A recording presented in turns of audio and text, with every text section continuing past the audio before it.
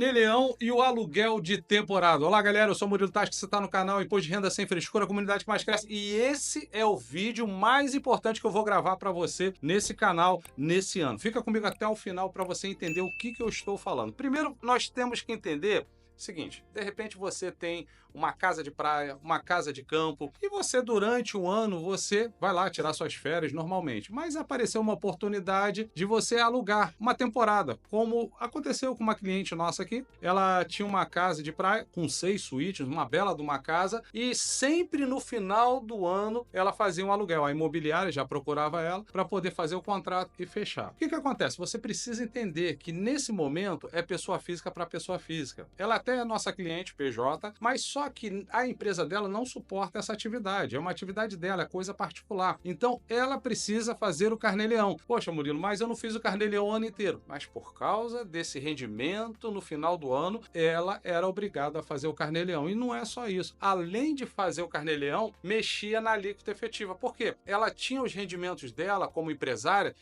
no Prolabore dela. E ali a alíquota efetiva dela ficava em 15%. Quando eu fiz o carnê-leão, na hora de ajustar dentro da declaração do imposto de renda, a alíquota dela foi para 22,5%. Então ela teve que ajustar 7,5% dentro da declaração do imposto de renda. Ao invés de restituir ou até não pagar imposto, ela teve que pagar imposto. Então você primeiro tem que atentar a isso. Por mais que você não alugue durante o ano, você alugou apenas uma vez, fez essa operação uma vez, precisa fazer o carnê-leão nesse mês, nessa competência. Lembrando que a imobiliária, nesse caso, ela é apenas um agenciador desse negócio, dessa operação. Não é a imobiliária que está lhe pagando. Você é o dono do imóvel, você é o locador, você que fez essa locação apenas uma vez. Então, não é a imobiliária que vai...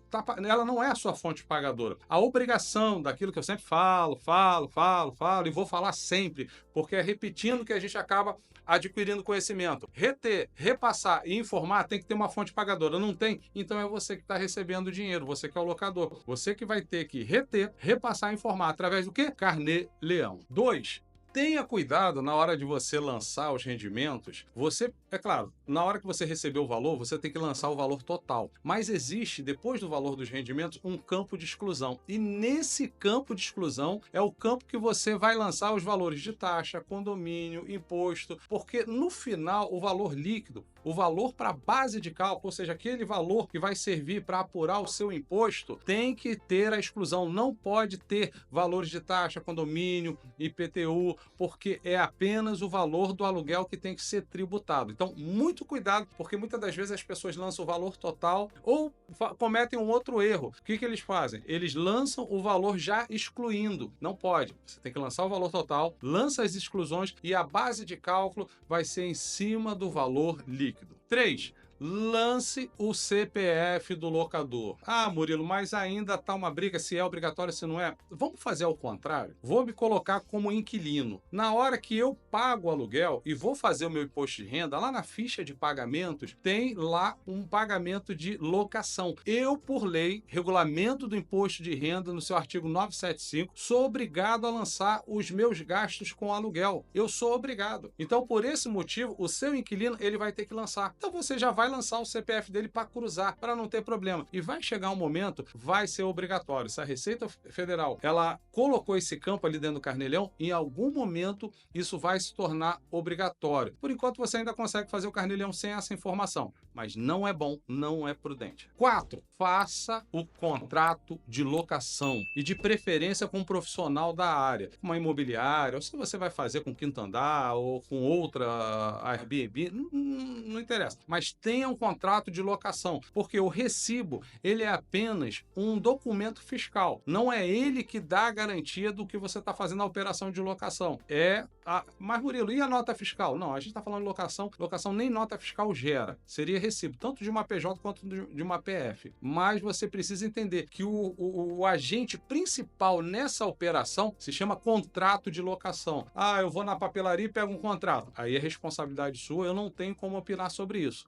Eu acredito não ser um bom exemplo. Eu acredito que você pode ter algumas particularidades que você queira dentro do seu contrato. Por isso, se você não tem experiência, procure um profissional da área para que ele possa te assessorar nesse momento, que é tão importante, pode trazer prejuízos ao seu bem. Muito cuidado. Quinto, sendo um pouco redundante, mas para que você entenda a importância, siga exatamente o que o contrato fala. Se o contrato falou que você jogou todos os valores dos aluguéis ali e você vai na hora de lançar no imposto de renda, tira depois naquela conta de exclusão, como eu falei anteriormente. Ah, se você jogou isso para o seu inquilino pagar, cuidado. Em temporada você precisa ter um cuidado, porque será que o cara vai pagar mesmo? Então, eu muitas das vezes vejo que é mais interessante você colocar o valor total dentro do valor do contrato e depois você fazer as devidas exclusões. Melhor do que você colocar para ele, que vai alugar ali durante 10, 15 dias, talvez, um mês que seja. Será que ele vai recolher ali, mesmo que seja proporcional? Eu acho meio arriscado, mas de qualquer forma, siga o contrato de locação do seu início ao fim. 7. Feito isso, pegue o seu DARF, pague no momento certo, você vai lançar o valor dentro daquele mês e o DARF ele vai vir com vencimento no último dia útil do mês seguinte. Último dia útil, você tem que adiantar, não é depois que já venceu. E depois que você pagou o DARF, você vai lançar como imposto pago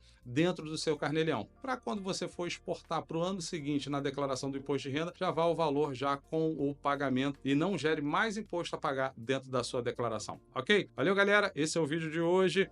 Até o próximo. Aquele abraço.